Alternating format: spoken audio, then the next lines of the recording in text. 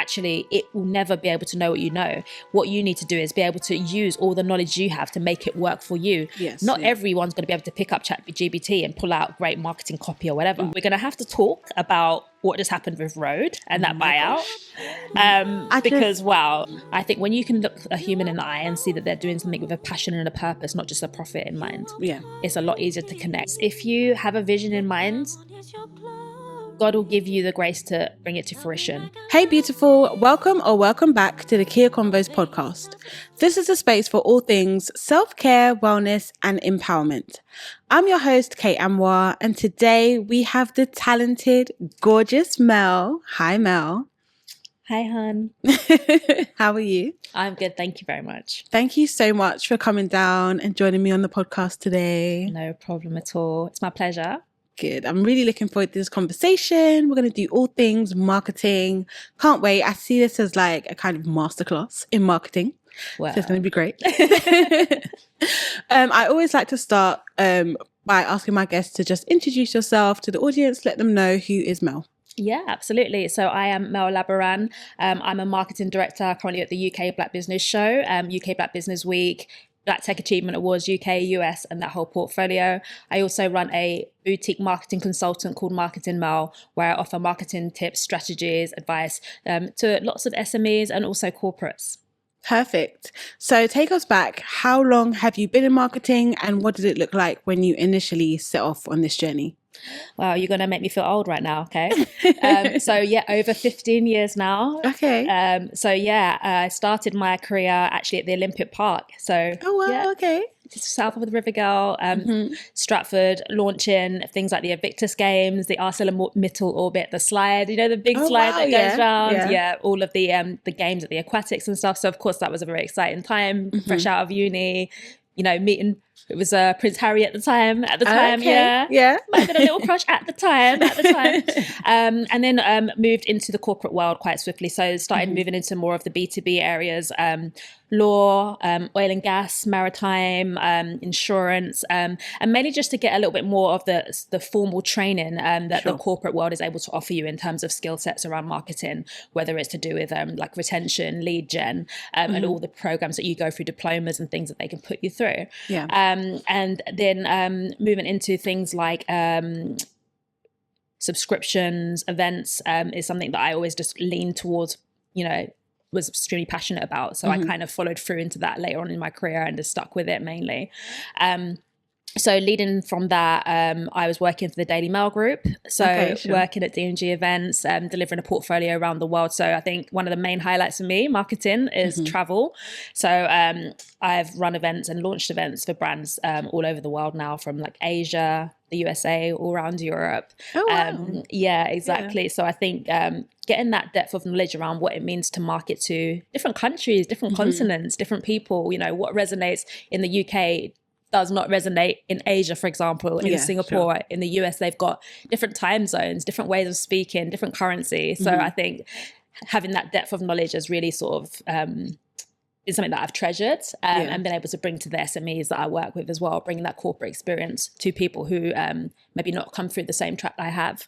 And then obviously moving into UK Black Business Show, which, is an amazing brand. It's a brand for our people. It's an elevator and a voice for those who are from the, diverse communities, the Black community in particular. That resonated with me, obviously being a Black woman and understanding exactly what that struggle looks like, especially coming through the corporate world. Yeah. There are certain things that you see and experience, microaggressions, let's call them, privileged positions that you don't find yourself in, but, don't want to say. You can't say, really. No. But other people find themselves in. And I think that, as I think a lot of Black women and actually Black people in the community understand, there is a lot of the time where we feel we've got to work 110% to even get your foot in the door, right? Yeah. So for me, I was very determined to just push my way as senior as possible, as quickly as possible. Pushed in as a manager by 25, head of department by 30, and now I'm showing my age again. But I think, again, just really wanting to go into that world and show that I was good enough was a big thing. And then going to UKBB, realizing that actually you don't need to prove anything. Yeah. You are good enough just by being. And I think this is a lesson that we can all take away, right? That you don't have to earn your place. Just by being, you are valid, you are welcome, you know? Yeah. So, sure. yeah. Did you always have a passion for marketing, or is that something that developed when you were in university? Did you study marketing in uni? I did study marketing. So I studied a mix of things in my modules. So I did PR as well, media. I always knew I wanted to be in either marketing, events, PR, something of that level. I think mainly because, as you can tell, I like to chat. I like people.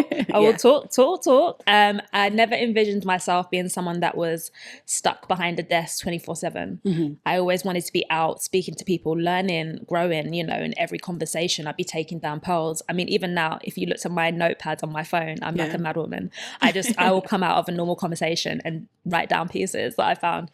So at uni for my dissertation, I actually argued to do a project instead of a dissertation. Oh, okay. So it's funnily enough, I love writing, but I really was keen to show my skills as a practical, you know, I guess my practical skill set. Yeah. So I put on a exhibition. It was a photography and art exhibition, and I marketed the tickets. I got the local media to run ads about it. I created a little mini website, everything. Yeah, it was so funny. When I look at it now, it looks terrible. I've come a long way, people. I've improved since then. But the world has come a long way. The world has come a long way, yeah. So there was little Mel, 21, running my little ads. But yeah, and then I think in that setting, I also realised how much I liked, you know, running partnerships, working with people to try and elevate, you know, certain messages and the campaign. And yeah, that was me. Yeah. What would you say are your key strengths in marketing as a whole? So I think that my strengths I think they've changed over time. So it's hard to say. So I'd say that things like messaging and community building are something that I think come very naturally to me. Sure. So I think a lot of people, I think, are tapping into it now, that to really create a strong message and that storytelling element, and to let your audience in past, you know, the formalities is a really, really powerful tool in creating that trust, creating that credibility and authority, even as a brand, you know, your personal brand. Has to tie quite heavily into your business brand. That's something that I think I've always understood really well, and has always been able to do in any company, whether it's like a, you know, a B2B company, still making it into personal, digestible for the masses without it being consistently stiff. Yeah. And then I think in terms of things like the creative element, so I also, you know, I sell art on the side, and I've always had a really good eye for design. So I think anything to do with designs, the website layouts, formats, fonts, logo conceptions, again, that's something that I naturally have an eye for. I think that those little details are what makes a brand unforgettable and stand out. So I think that being able to produce that either from scratch, which I've done for many campaigns where I've launched a product, or just rehashing something that's already great, where I've come in, seen a brand that's great and been able to make it look more premium, more elevated, and then it attracts a higher clientele or more, you know, sponsor opportunities or whatever that might look like. I think that's something that I've always had a good knack for as well. You didn't ask for 3, did you? You just asked in general. I mean, it's always good in 3. I was like, did she say give me 3 areas? I don't know if she did. I said your strengths, but if you have a third, we'll take a third. No, we don't like to brag around here. We'll stick with that for now. No, you're so funny. Yeah, don't let me start on the weaknesses, because that's going to be another one as well. I can give you 3. Oh my gosh. No, we'll stick with the strengths for now. So you've obviously had a really good career, amazing. You've done corporate, you're now at the UK Black Business Show. What led you to starting Marketing by Mel?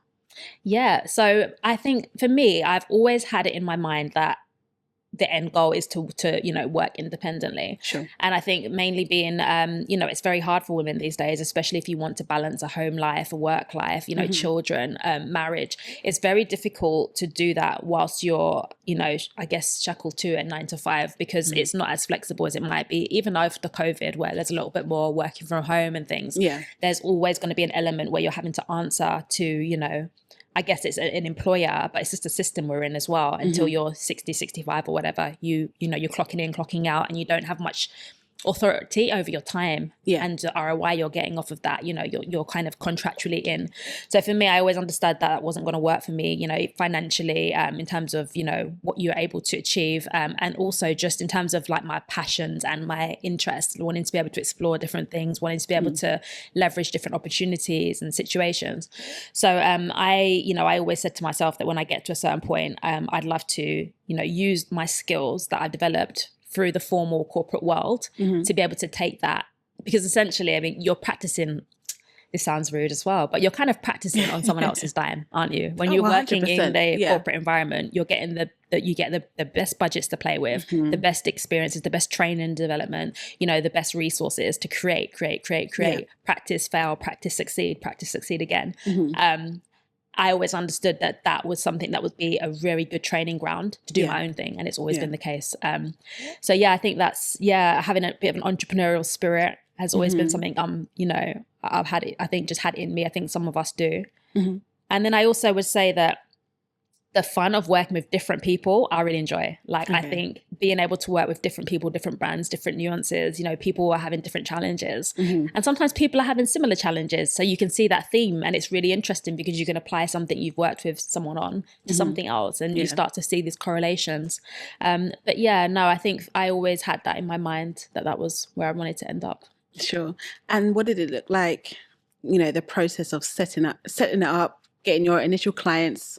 You keep saying you didn't think you'd have this many clients so soon. So that's a testament to your worth, your work, etc. So what did it look like when you initially decided to start? Well, I think, as I said, I always had the concept in my mind, but actually what it looked like was people asking me to do things and me going, I'm not really set up to do my own things. And then thinking, okay, but actually I can. How can I get set up? So I luckily I have a network of people who, you know, includes a lot of people who are entrepreneurs, people who have started their own businesses or have been running their own businesses for years, a lot of personal friends and a lot of business acquaintances through like the show, for example, and just along the way throughout my career, working with a lot of freelancers and people like that.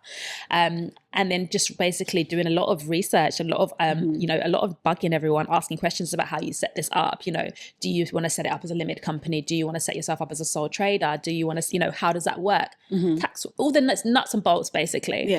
So essentially the work came first, and then I had to be able to take it. So yeah, that's how it kind of, and let's face it, we're still growing, we're still building, we're still learning as we go. We're learning and failing and learning some more, but it's very fun, very enjoyable. Oh, perfect. How long have you been running Marketing by Mel for? So kind of just over a year since I got my first, you know, the first level of interest. And then, going in full time as well very soon. Yeah, I love it. So what would you say most businesses in the UK, I feel like entrepreneurship in the UK, particularly in our community, is still quite new. So when you can't compare, you know, the UK to the US, for example. They've been having businesses for years upon years. What would you say is something that most, I would say small to medium businesses in the UK, predominantly, you know, within our community, are missing when it comes to marketing? So I think that in the US, just to start there, I think that they're in a very different climate because they've had a more ferocious battle in a way, I'd say. You know, the history, you know, with slavery, and in essence, it was very rife. So I think they've had to really fight to build space for themselves. Also, it's a bigger economy, it's a bigger place, right? So there's a lot more feast. Here, I think in the UK, I don't think we have as much outward I guess aggression towards us in you know, as visibly. It's a lot more hidden in a class system, I'd say, which means that actually you can sort of maybe get your foot in the door and wiggle your way up a ladder like a bit more easily, or it's a little bit more, I don't know, it's a little bit more palatable here, let's say. So I think that is why the entrepreneurial community hasn't been as, you know, aggressive, because you have traditionally been able to come over here and build something, even if it's not amazing, it's something. Our families, our parents, right? Your parents come over? My dad, My parents came over as well, and have been able to get jobs, educate their children, buy houses and such. I think in terms of the marketing side of things, I think that Americans have understood personal brand for a lot longer than we have.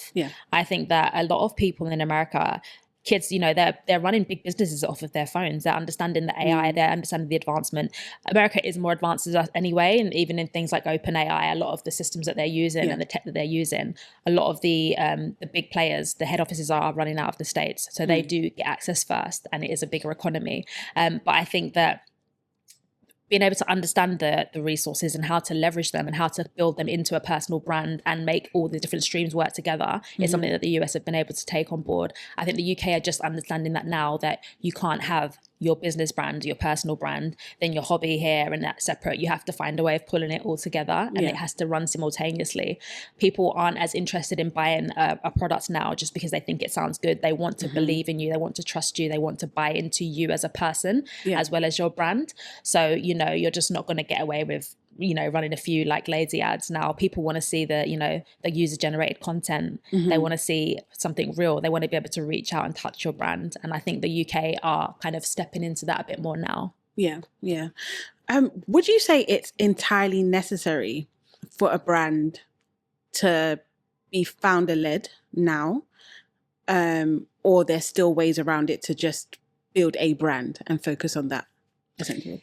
Yeah, so I think one thing I always say, there's always a way to do anything. So there is always a way to do anything. What it means, though, is that you need to discuss with yourself what that looks like for you. Yeah. Do you need to build quickly? Do you need to build profitably? Do you need to build, if you want to have a scalable, connectable brand, one of the quickest ways to do it is to be front facing. That's my opinion. Of course, you can do it in other ways. However, I do think it can take longer, depending on what the service, what the product is.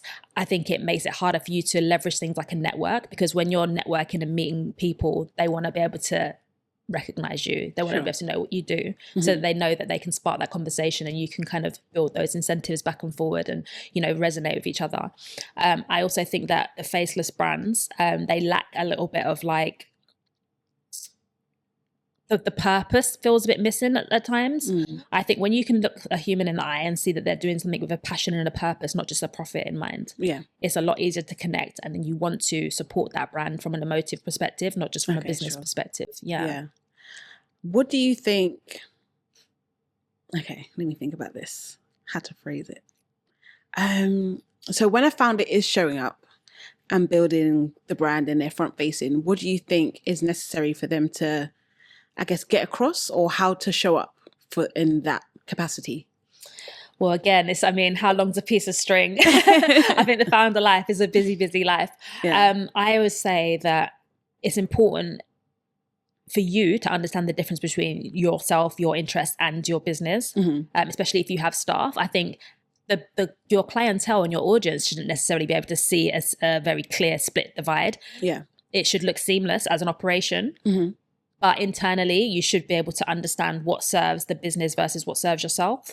So I'd say that, especially if you have a team, understanding what it takes to create a structure and systems that work to mean that you can, as a founder, separate yourself from that business. What does it mean to get the right people in the right places that can, implement standardized systems that keep ticking over, that you can keep building on, so you're not going back to the drawing board, so you can retain staff, things like that. I think it's important to make sure that you you are leveraging a personal brand, but then you're also making sure there's opportunities for those entrepreneurs who are working within to also thrive and create that something. I think it's important for the founder as well to create a bit of separation from themselves and that business as its own entity, and just for peace of mind, just so you don't burn out. And I think that most founders, you start on your own, right? So you're doing everything. You're doing the marketing, the sales, the visuals, everything. And I think that can cause you to kind of really cling to it for but I think essentially to scale, no man's an island, right? You need to be able to create trust and build bridges with others to be able to help you get to a point of growth, whether that's financial growth, going into different regions, going into different markets.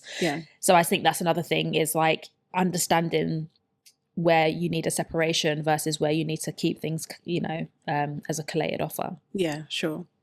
You mentioned that one of your key strengths are building community.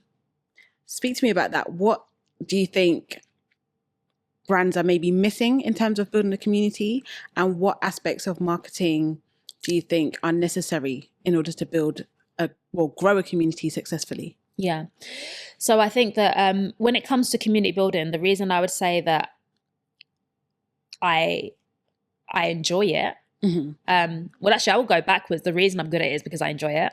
Okay, sure. And then I would say that the missing element that I think a lot of people do is they force themselves into environments or, networking with an intention of always getting a specific thing or meeting a specific person or trying to, dissect something. I think if you go into conversations in an open, authentic way, and you'll find people that resonate with you, naturally you will gravitate towards, and people will gravitate towards you who are similarly inclined. Sure. And that you have an organic feel with. I think if you force yourself into environments and force yourself into relationships, it never quite works out. It's always something that doesn't feel smooth. I think if you try to be authentic, obviously I'm religious as well. I gravitate towards certain people. I've got, I feel more spiritually calm around certain people. And I think a lot of the time you end up being able to work together anyway, just by default, because it just like naturally you can find a common ground. I will always try and find out about a person, what their interests are, what they're trying to achieve, what their business means to them, the backstory behind that. A lot of the time, by sparking those common grounds and those conversations, the business follows and the community follows. It's more about the relationship. Build that relationship, build a respect, build a trust, and then you can do business with someone that you feel naturally trusting towards. Sure. Yeah. Would you say there are any key elements to community building that brands or brand owners should take into account? I think being in the right spaces as well. So I think a lot of the time, and especially if you're someone that lives more behind the desk, or you're not out and about as much because you don't have time or you're not comfortable, that is a really big I think that's a big problem in this space, because I think that you have to go out and meet people. I don't think you can just live on an online space. I think you have to be, going out to those networking events or to those, events that other people are throwing to show your support for them. Sure. You need to be given consistently. You need to be given, like, even if you're not physically giving, you need to at least be given like a value to someone, whether that's, interpersonal value, whether you're just, being there to, as I said, support their brand, buy something they're doing, come into their events, whatever.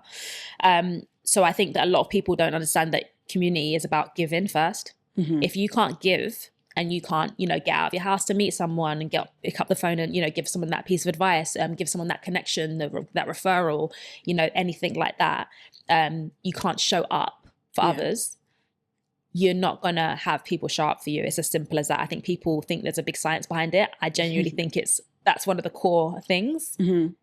Not having expectations about what you can get from someone straight away, and then just understanding you have to pour in to get out. Yeah, definitely. No, that's really good. What brands at the moment, talking, I guess, the bigger brands, excite you when it comes to marketing? Well, it's exciting.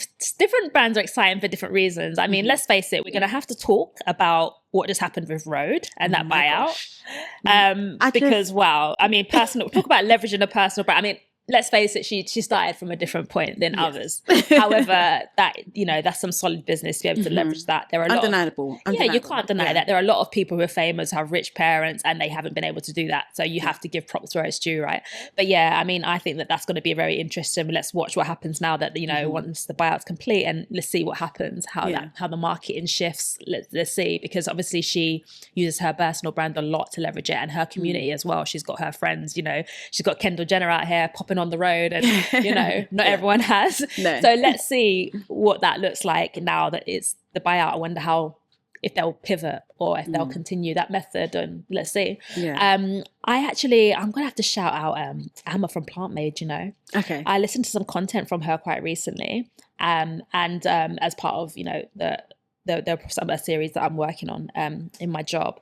And I think that she is a very sharp young lady. Like, when I think to myself the age she's at, I'm not going to put her age in plus, but I think the amount that she's able to dissect and kind of like extract from the community in terms of understanding the market, understanding the product, how that she can like leverage her knowledge to, create more products, more business, really trying to not just, like, to scale the business, but actually to refine what's currently happening within the business. I think that a lot of people forget that, in the process of trying to scale, you shouldn't just neglect what you're already doing. You need to get that exceptional as well. You know, the bread and butter as such. So I definitely am interested to see what will happen there. I think it's great. But to be honest, there's so many people I know, you know, that I think have got amazing things on the go. And, you know, I don't want to say too many because I don't know what's confidential or not.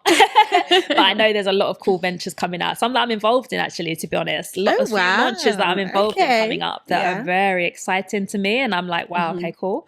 But yeah, lots of things. Yeah. You mentioned 2 beauty brands. Is that a space that you're more interested in terms of industries? I wouldn't say I'm more interested in it. I think at the moment, those are the things that have been front facing to me and that I'm comfortable speaking on because it is just public knowledge. But I am working with a couple of brands in the tech space. And I think for me, AI and tech is something I'm extremely interested in. Okay. If you're going to say something right now that you know, keeps me up at night, it'd be that. Okay. I'm currently even operating on the best version of OpenAI and the things you can get to do. You know, you can train employees, you can do all kinds of things. I'm working with a couple of brands that have just come through their accelerators, you know, for funding, launching, you know, different systems and softwares. And again, I'm not sure what I can say and can't say, but absolutely the opportunities and the potential is endless, you know. I went to do an AI course because I'm always trying to upskill. And I think as a marketer, something you need to understand is that, you know, tech, you don't want it to come along and take your job. You need to be an expert in that.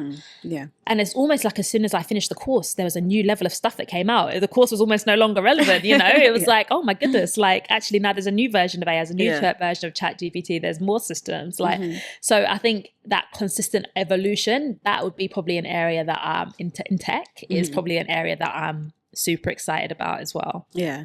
I've seen a lot of dialogue online from like copywriters and people in marketing as well that have this bee in their bonnet about founders using ChatGPT. What's your stance on that? I mean, I love me some ChatGPT. Yeah, let's be real. So to be honest, right, I would say I was one of them. Okay. So when we started getting, you know, into this whole trend, the ChatGPT, OpenAI, all of that, and I was marketing, I remember feeling quite cheated. Okay. Because I have worked so hard for so many years, you know, to try and become expert in my field. And I've done it the hard way. I've had to learn the difficult lessons and that. So to be able to just like tap a few buttons and something gives you an expert, perfect, you know, thing about it's just, for me, it doesn't, I remember it felt quite strained. But what I would say is that actually it will never be able to know what you know. What you need to do is be able to use all the knowledge you have to make it work for you. Not everyone's going to be able to pick up ChatGPT and pull out great marketing copy or whatever. You have to be able to put the right information in, and that comes from your knowledge, that comes from your experience and your brain. That's not something that everyone can do well. So, you know, I think even though we do have the systems, actually they can just help you work smarter. It doesn't mean that your knowledge is obsolete, because as I said, not everyone will be able to yield the same results from the same system, right? Yeah. You know, it would be like, you know, me jumping into a plane, listening to ChatGPT and trying to fly it. It's not going to work. Where, you know, it's just not the same thing. A bit of a weird example, but you get what I mean. And then I also would say that as a founder, you do need to, you know, work out ways to save costs, to save time. If you do need to lean on these systems, especially if you're at a point where you're not in a position to hire staff or a full team yet, absolutely do what works for you. So I think if a founder needs to do things to manage their time and their, you know, revenue effectively, and that means leaning on AI and tools like ChatGPT, absolutely, there to do what works for them. I don't think you can judge someone for using the resources they have at their disposal, especially if they're not at the stage yet where they can hire staff. Absolutely. Yeah. It's a discourse I've seen quite a lot, particularly on LinkedIn. And I'm just like, I get it in terms of when you can clearly see someone has used ChatGPT. They've even got the little thing where it says like, here's your post for LinkedIn. Yeah. But I feel the same. I feel like when I first started using it, I'd be like, oh, write me a blog post. Oh, nice. I never posted it because I was like, oh, okay. But when you learn how to use it, you're essentially learning the thing, because you would then be able to identify what is good, what looks good, what is bad, how the language isn't quite right, because it makes mistakes as well.